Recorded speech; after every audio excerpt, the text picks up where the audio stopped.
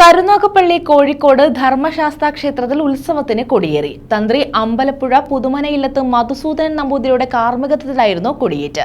14-ന് ഉത്സവം സമാപിക്കും.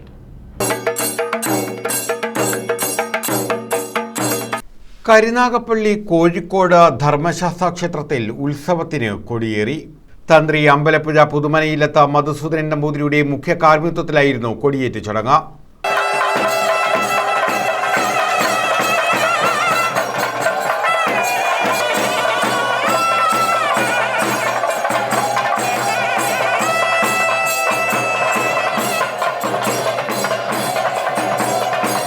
കൊടിയേറ്റിന് മുന്നോടിയായി കൊടിക്കൂറ എഴുന്നള്ളത്തും നടന്നു. താലപ്പൊലിയുടെയും വാദ്യമേളങ്ങളുടെയും അകമ്പടിയോടെ കൊറ്റിനാട്ടുശ്ശേരിൽ മൂക്കുംപുഴ തിരുമുടി ക്ഷേത്രത്തിൽ നിന്നുമാണ് കൊടിക്കൂറ എഴുന്നള്ളത്ത് ആരംഭിച്ചത്.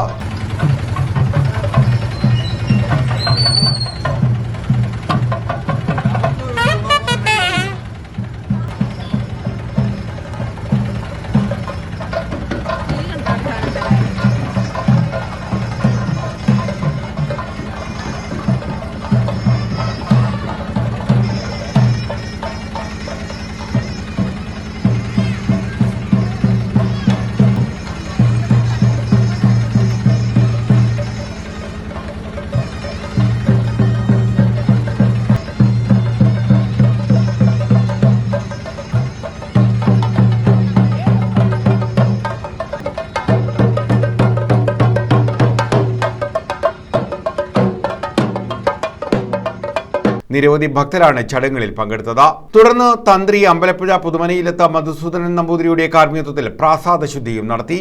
കൊടിയേറ്റ് ദർശിക്കുവാൻ നൂറുകണക്കിന് ഭക്തരാണ് ക്ഷേത്രസന്നിധിയിലെത്തിയത്.